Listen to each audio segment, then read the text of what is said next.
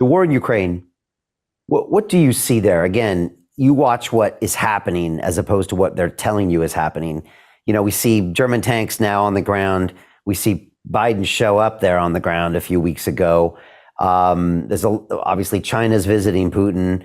What do you see happening here that we wouldn't see?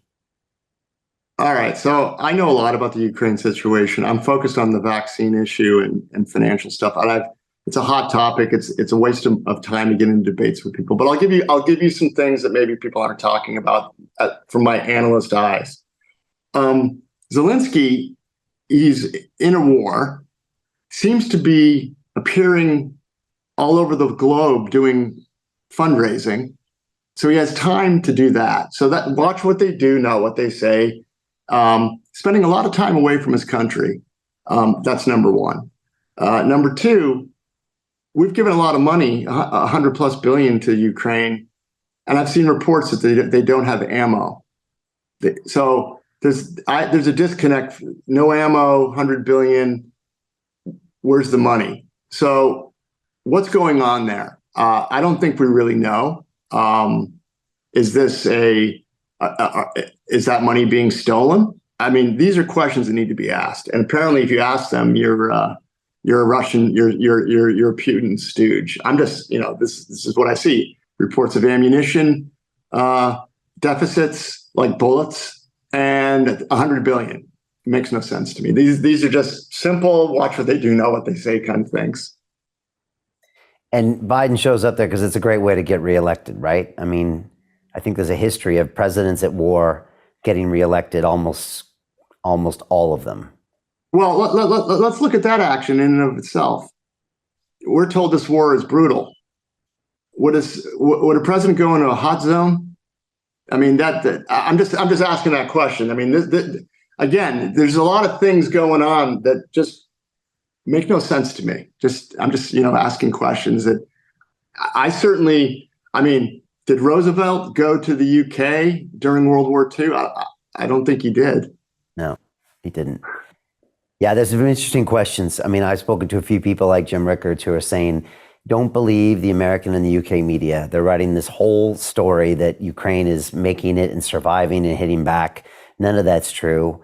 Russia is winning and will win and will grind this out, but you're getting a completely opposite narrative in these publications. And when I hear something like that, I start reading all the articles differently, and I start seeing all these somewhat puff pieces showing up on the front page of these publications that are talking about these little wins and these great victories and these hearts and minds stories. And I'm like, what is this doing here? It just seems out of place a little bit. Yeah, the narrative seems to be the Ukraine is winning, but if you look at serious people that talk about it with serious credentials, Russia seems to be winning.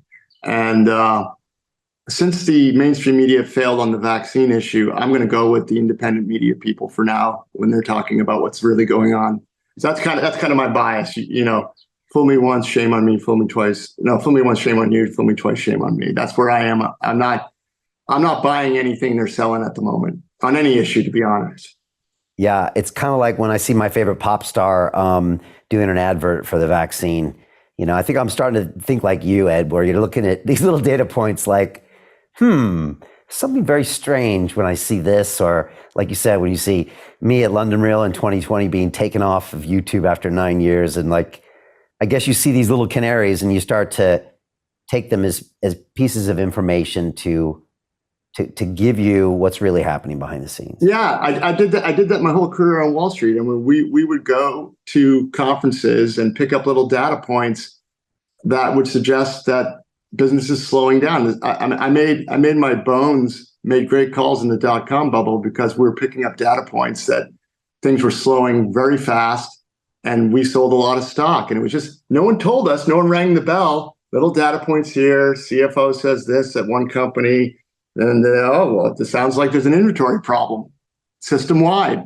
Let's go. That's I don't wait around for the Wall Street Journal to tell me what's going on. And I think you didn't on Wall Street. By the time you read it in the newspaper, you're either fired or you missed the opportunity. So Jim Rickards has just recorded a video that's not available to anyone in the public, and he's going to be talking about how this upcoming recession is going to be fast, it's going to be bloody, it's going to be nasty. But at the same time, he's going to show you how you can position yourself to profit from all of this chaos. Now, we've made this video only available to our viewers. Go to londonreal.tv/Jim. Watch that immediately.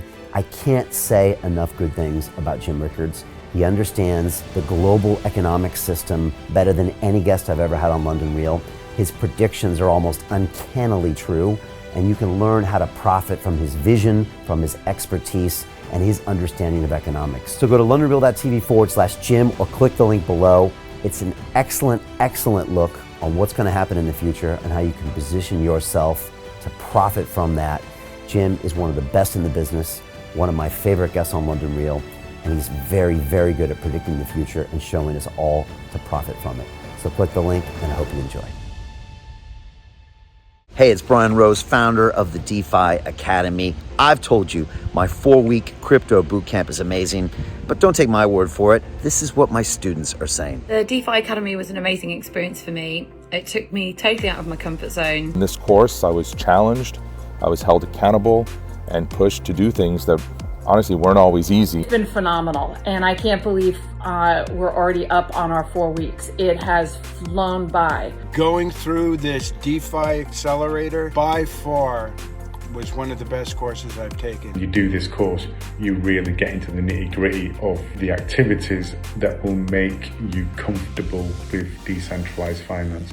Thank you so much to Brian and everyone at London Real and the DeFi Academy for even putting together an amazing course like this. Anybody else that wants to do it, please sign up. It is well worth the money.